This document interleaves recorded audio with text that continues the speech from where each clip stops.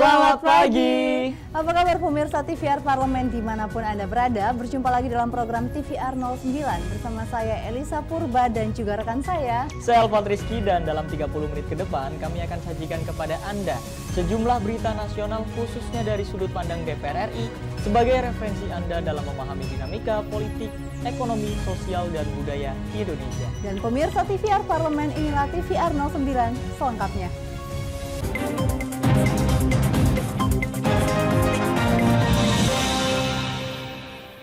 Produk tembakau di Indonesia mempunyai nilai ekonomi tinggi yang kini menjadi sumber pendapatan negara.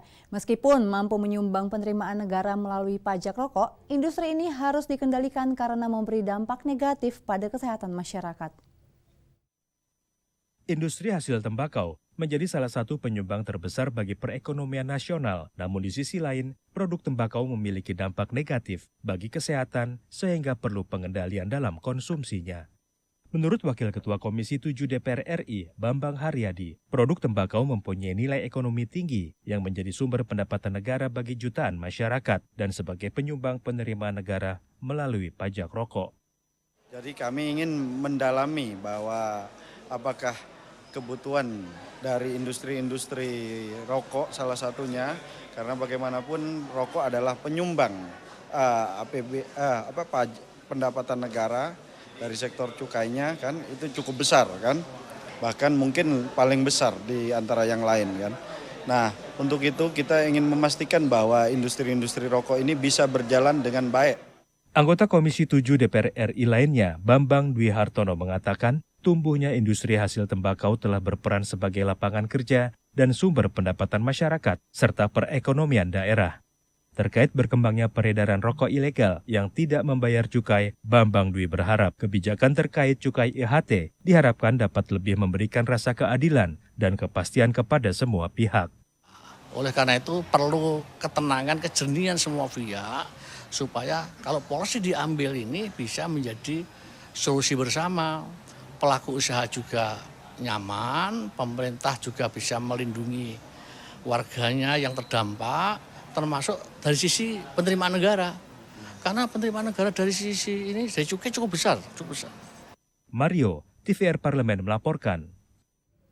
Beralih ke informasi selanjutnya pemirsa, Badan Anggaran DPR RI bersama dengan pemerintah dan Bank Indonesia telah menyepakati rencana kerja pemerintah dan prioritas anggaran tahun 2023. Anggota Banggar DPR RI Marwan Cik Hasan menyoroti penyerapan anggaran tahun 2021 yang belum maksimal. Banggar DPR RI meminta pemerintah untuk memprioritaskan belanja negara tahun 2023 agar benar-benar bisa mendorong perekonomian negara. Badan Anggaran DPR RI bersama dengan pemerintah dan Bank Indonesia telah sepakati rencana kerja pemerintah dan prioritas anggaran tahun 2023. Dalam agenda tersebut, anggota Banggar DPR RI Marwan Cik Hasan menyoroti penyerapan anggaran tahun 2021 yang belum maksimal, baik anggaran PEN dan anggaran pemerintah daerah. Penyerapan anggaran PEN tahun 2021 masih tersisa sebanyak 340 triliun rupiah dengan serapan anggaran PEN baru sebesar 24,9%. Artinya ada 540 triliun uang yang tidak bergerak. Tentu ini harus menjadi pelajaran mahal untuk kita semua, pemerintah daerah.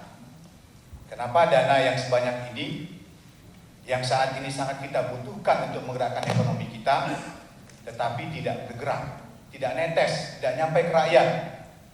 Padahal uang inilah yang kita harapkan menjadi stimulus untuk bisa menggerakkan ekonomi kita di tengah berbagai tekanan kondisi regional dan global yang sedang kita hadapi saat ini. Marwan meminta pemerintah tidak menyulitkan birokrasi namun tetap memperhatikan akuntabilitas penyerapan anggaran agar anggaran yang masih tersisa benar-benar bisa diserap dengan maksimal oleh pemerintah daerah. Lebih lanjut, Marwan menambahkan, pemerintah harus menunda belanja di tahun anggaran 2023 yang baru berdampak 5 hingga 10 tahun mendatang. Vinita dan Jaya, TVR Parlemen melaporkan. DPR RI mendukung misi Presiden Republik Indonesia Joko Widodo yang saat ini dalam kunjungan misi perdamaian ke Rusia dan Ukraina. Nah pemirsa, informasi lengkapnya sesaat lagi, tetaplah bersama kami di TVR 09.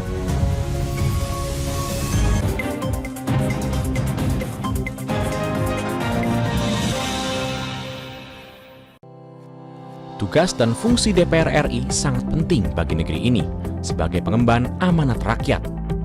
Namun tidak banyak yang tahu apa saja fungsi dan tugas dari DPR. DPR mempunyai 3 fungsi pokok, yaitu legislasi, anggaran, dan pengawasan. Ketiga fungsi tersebut harus dilaksanakan dalam kerangka fungsi representasi yang mengedepankan kepentingan rakyat berdasarkan aspirasi masyarakat dan untuk kesejahteraan rakyat. Dari fungsi legislasi, DPR RI mempunyai tugas dan wewenang untuk menyusun dan menetapkan program legislasi nasional bersama dengan pemerintah, menyusun dan membahas rancangan undang-undang, menerima rancangan undang-undang dari DPD, membahas rancangan undang-undang yang diusulkan oleh Presiden ataupun DPD, menetapkan undang-undang bersama dengan Presiden, menyetujui atau tidak menyetujui peraturan pemerintah pengganti undang-undang yang diajukan Presiden untuk ditetapkan menjadi undang-undang. Sementara, fungsi anggaran membahas dan memberikan persetujuan atau tidak memberikan persetujuan terhadap rancangan undang-undang tentang APBN yang diajukan Presiden, memperhatikan pertimbangan DPD atas rancangan undang-undang tentang APBN dan rancangan undang-undang terkait pajak, pendidikan, dan agama, menindaklanjuti hasil pemeriksaan atas pengelolaan dan tanggung jawab keuangan negara yang disampaikan oleh BPK, memberikan persetujuan terhadap pemindahantanganan aset negara maupun terhadap perjanjian yang berdampak luas bagi kehidupan rakyat yang terkait dengan beban keuangan negara.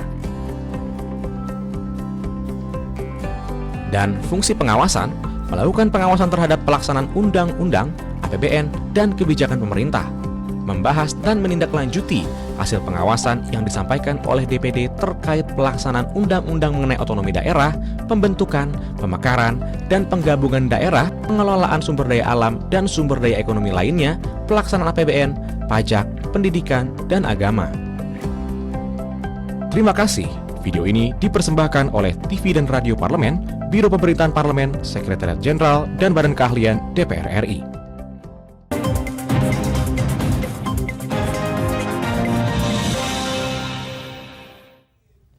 Kembali pemirsa di TVR 09.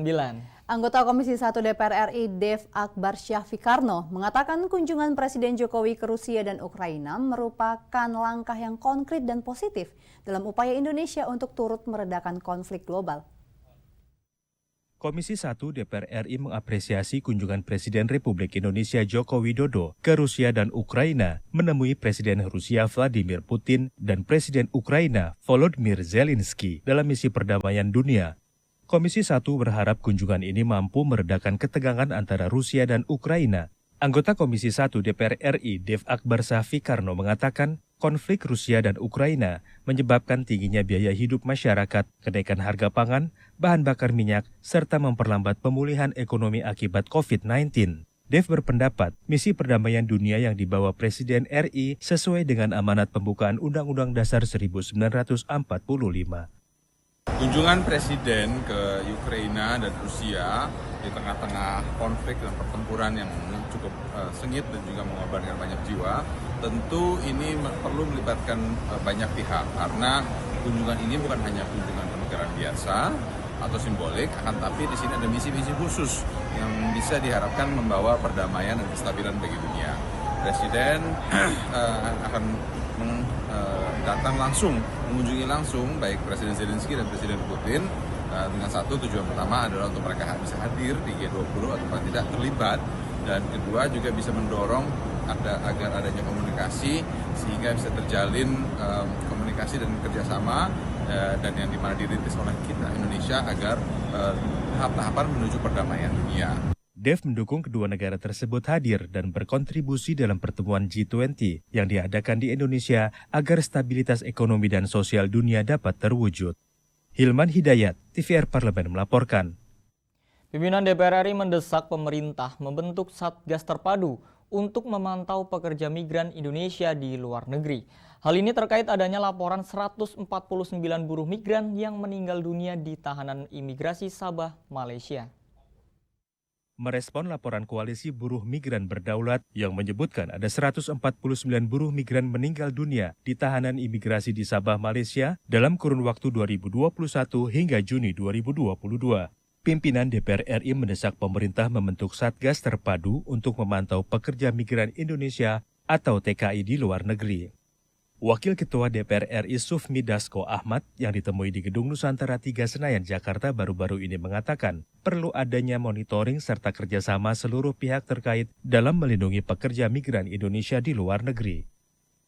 Perlu dibentuk satu satgas yang berkoordinasi terpadu untuk memantau pekerja-pekerja Indonesia di luar negeri.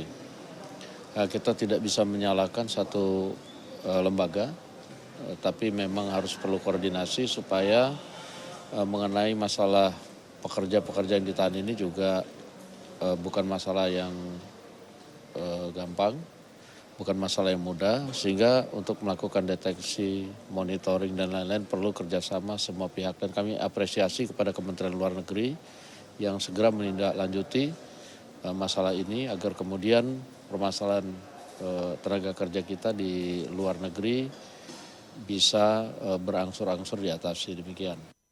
Ratusan buruh migran asal Indonesia dikabarkan meninggal dunia di pusat tahanan imigrasi Sabah, Malaysia. Diduga mereka diperlakukan secara tidak manusiawi dan mengalami tindak kekerasan. Zikri Yaserto Denus, TVR Parlemen melaporkan.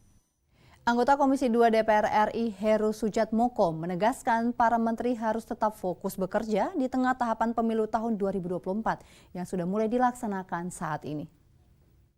Anggota Komisi 2 DPR RI Heru Sujatmoko mengajak seluruh masyarakat sipil untuk ikut serta mengawasi kinerja para pembantu presiden yang dinilai mulai angin-anginan lantaran tahapan pemilu 2024 sudah dimulai. Heru mengingatkan para pembantu presiden untuk tetap fokus bekerja di tengah tahapan pemilu 2024 yang sudah mulai dilaksanakan oleh pihak penyelenggara. Hal tersebut dirasa cukup dapat menggoda konsentrasi para Menteri Kabinet Indonesia Maju dalam bertugas. Heru mengatakan DPR RI mengajak seluruh elemen masyarakat untuk ikut serta mengawasi kinerja Kabinet Indonesia Maju, khususnya para menteri agar tetap fokus menjalankan tugasnya.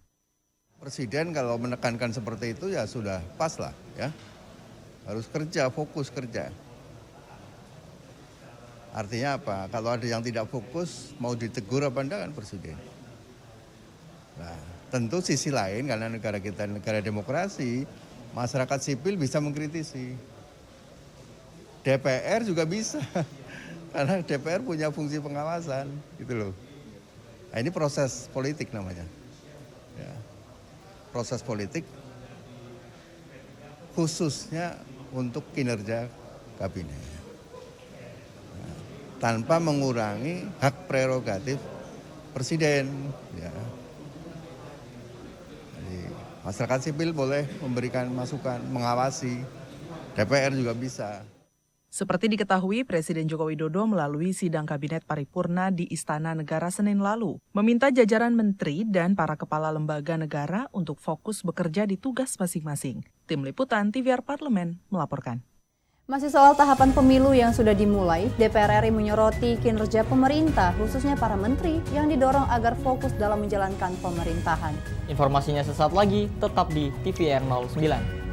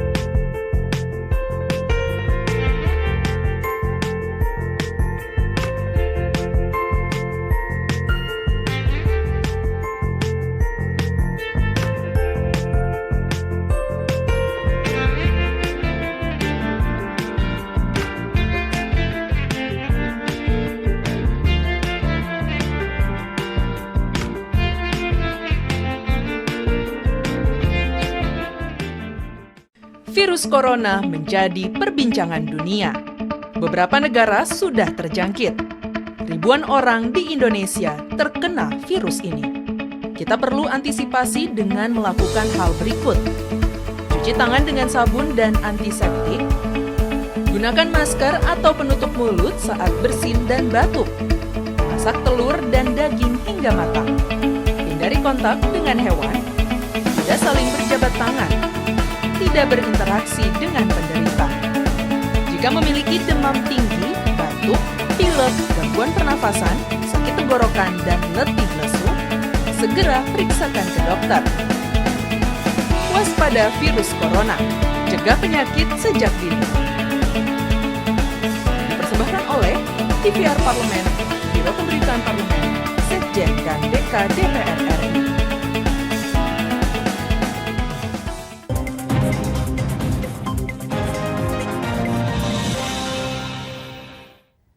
Terima kasih pemirsa, Anda masih bersama kami di TVR 09. Tahapan pemilu telah dimulai sejak tanggal 14 Juni 2022 dengan perencanaan program dan anggaran serta penyusunan peraturan pelaksanaan penyelenggaraan pemilu. Nah, anggota Komisi 2 DPR RI Heru Sujatmoko mengajak seluruh masyarakat sipil untuk ikut mengawasi Kabinet Kerja Indonesia Maju, khususnya para menteri agar tetap fokus menjalankan tugasnya. Dan berikut ini liputan mendalam yang telah dirangkum oleh tim redaksi TVR Parlemen. Peraturan Komisi Pemilihan Umum atau PKPU tentang tahapan jadwal dan program pemilu 2024 telah resmi diundangkan pada 9 Juni 2022 lalu. PKPU nomor 3 tahun 2022 itu berisikan 7 pasal di dalamnya. Salah satunya, pasal mengatur tentang tahapan pemilu secara rinci, di mana tahapan telah dimulai sejak tanggal 14 Juni 2022 dengan perencanaan program dan anggaran serta penyusunan peraturan pelaksanaan penyelenggaraan pemilu. Ditemui di Gedung Nusantara Komplek Parlemen, anggota Komisi 2 DPR RI Agung Widiantoro mengatakan, KPU sebagai penyelenggara diharapkan bisa memberi ruang yang sama kepada semua partai politik peserta pemilu di dalam tahapan verifikasi faktual. Hal tersebut dimaksudkan agar proses demokrasi dapat berjalan dengan baik dari awal tahapan pemilu dimulai. Kami berharap agar semua pihak bisa menyikapi dengan baik, terutama pihak penyelenggara, tentang bagaimana ketentuan verifikasi faktual, keberadaan partai-partai, persyaratan-persyaratan yang ada, sehingga tidak menghambat perjalanan demokrasi ini, memberikan ruang yang sama, jangan sampai ada terlewatkan dan jangan sampai ada pihak-pihak yang merasa ruang geraknya, hak-hak politiknya terpasung dan sebagainya. Hingga Selasa 28 Juni 2022, sudah 26 partai politik yang mengajukan permohonan aktivasi akun Sistem Informasi Parpol atau SIPOL KPU RI. Jumlah tersebut terdiri dari 14 parpol peserta pemilu 2019 dan 12 parpol yang belum pernah ikut pemilu. Setelah SIPOL ditutup, data parpol yang sudah masuk akan jadi basis KPU untuk melakukan verifikasi administrasi maupun verifikasi faktual terhadap semua partai politik sebagai calon peserta pemilu 2024. Anggota Komisi 2 DPR RI Heru Sujatmoko mengajak seluruh masyarakat sipil untuk ikut serta mengawasi kinerja para pembantu presiden yang dinilai mulai angin-anginan lantaran tahapan pemilu 2024 sudah dimulai. Heru mengingatkan para pembantu presiden untuk tetap fokus bekerja di tengah tahapan pemilu 2024 yang sudah mulai dilaksanakan oleh pihak penyelenggara. Heru mengatakan, DPR RI mengajak seluruh elemen masyarakat untuk ikut serta mengawasi kinerja Kabinet Indonesia Maju, khususnya para menteri agar tetap fokus menjalankan tugasnya. Presiden kalau menekankan seperti itu ya sudah pas lah ya. Harus kerja, fokus kerja. Artinya apa? Kalau ada yang tidak fokus, mau ditegur apa enggak kan Presiden. Tentu sisi lain karena negara kita negara demokrasi, masyarakat sipil bisa mengkritisi. DPR juga bisa. Karena DPR punya fungsi pengawasan, gitu loh. Nah, ini proses politik namanya. Jadi, masyarakat sipil boleh memberikan masukan, mengawasi. DPR juga bisa. Seperti diketahui, Presiden Joko Widodo melalui sidang Kabinet Paripurna di Istana Negara Senin lalu meminta jajaran menteri dan para kepala lembaga negara untuk fokus bekerja di tugas masing-masing. DPR RI melalui Komisi 2 meminta jajaran Kabinet Indonesia Maju di bawah kepemimpinan Presiden Joko Widodo untuk fokus dalam menjalankan tugasnya. Wakil Ketua Komisi 2 DPR RI Saan Mustafa ditemui di Gedung Nusantara belum lama ini meminta seluruh Menteri Kabinet Indonesia Maju untuk tidak terusik dengan perhelatan pemilu yang sudah memasuki tahapan awal. Saan menegaskan, Agenda-agenda strategis nasional yang menjadi prioritas pemerintah harus terselenggara dengan baik dan seluruh tahapan pemilu 2024 berjalan lancar dan tanpa ada gangguan. Fokus karena pemerintahan hari ini kan sudah kurang maksimal kan karena pandemi 2 tahun. Nah ini sisa masa jabatan ini kan harus lebih maksimal dan harus melakukan percepatan yang luar biasa. Nah karena itu kan membutuhkan konsentrasi dan fokus dari para menterinya. Nah karena itu para menterinya itu kan memang harus fokus bagaimana bisa mengakselerasi kinerjanya untuk bisa mendukung dan mensukseskan program-program dan kebijakan Pak Jokowi di akhir masa jabatannya. Nah karena itu mereka yang tergoda untuk ikut di 2024, ya kalau memang mereka mau menseriusi di 2024 ya harus meninggalkan pos menterinya.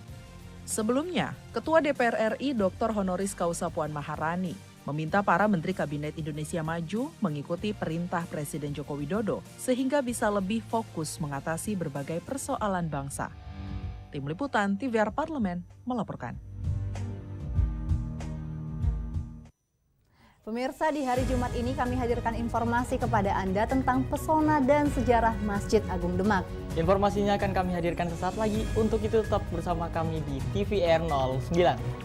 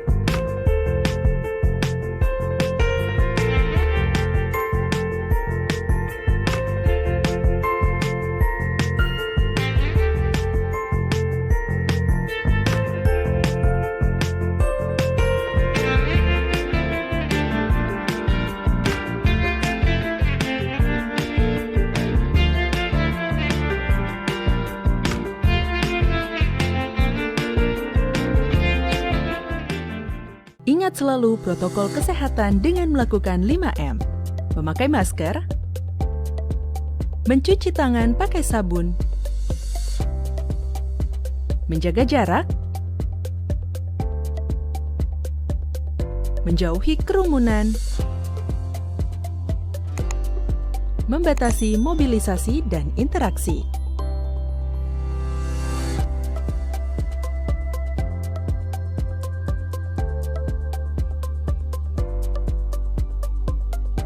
Dipersembahkan oleh Biro Pemberitaan Parlemen, Sekretariat Jenderal DPR RI.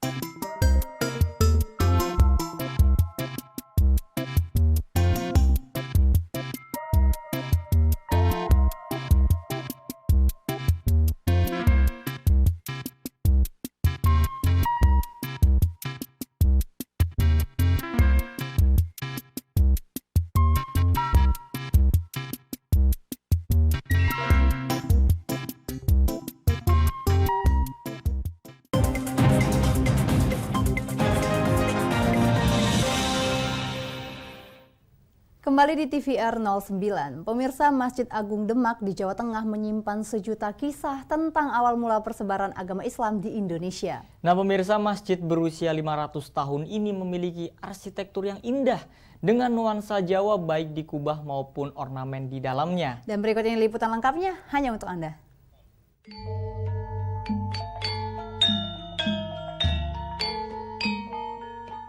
Assalamualaikum pemirsa TVR Parlemen. Kali ini pemirsa kami ajak berwisata religi ke salah satu peninggalan penting dalam persebaran agama Islam di Tanah Jawa yang terletak di Kota Parawali, Kota Demak.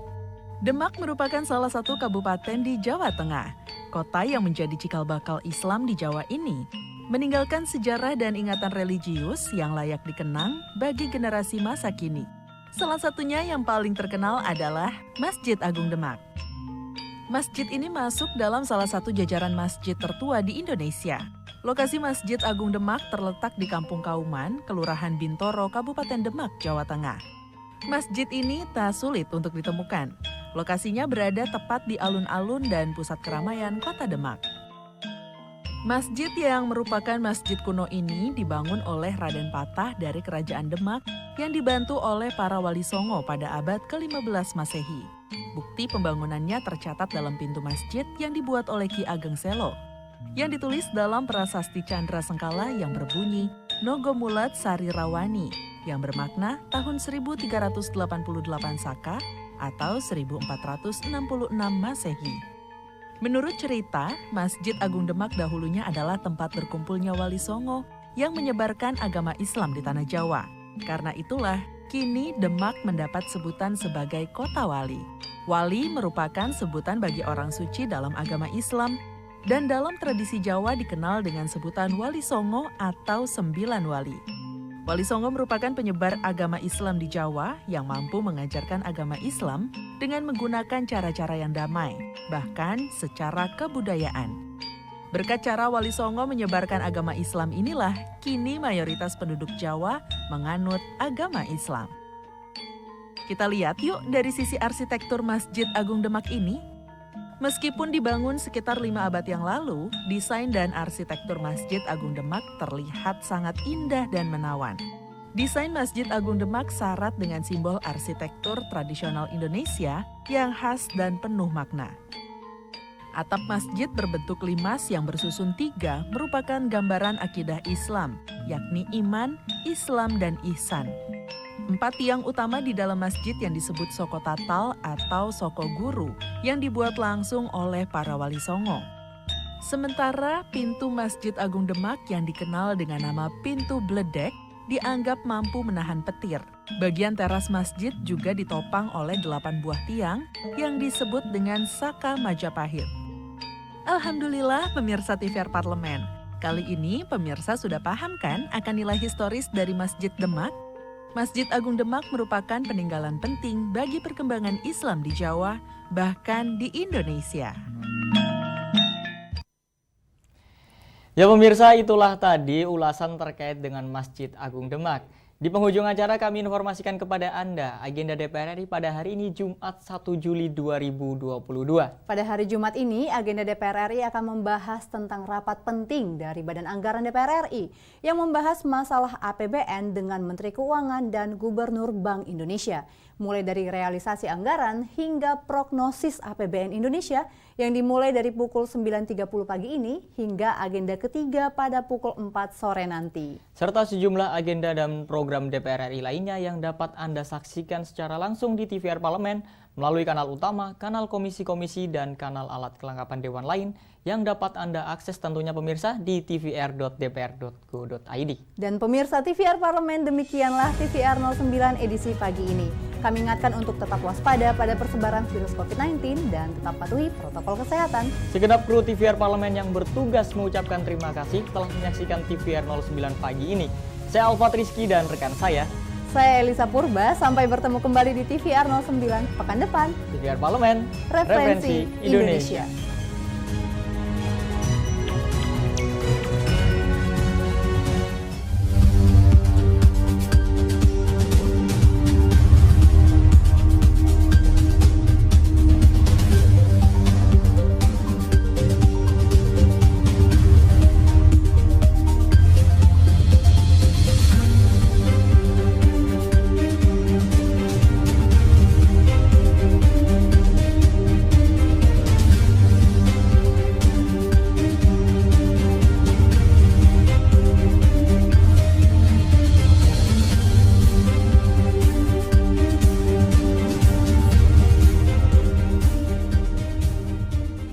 Badan Akuntabilitas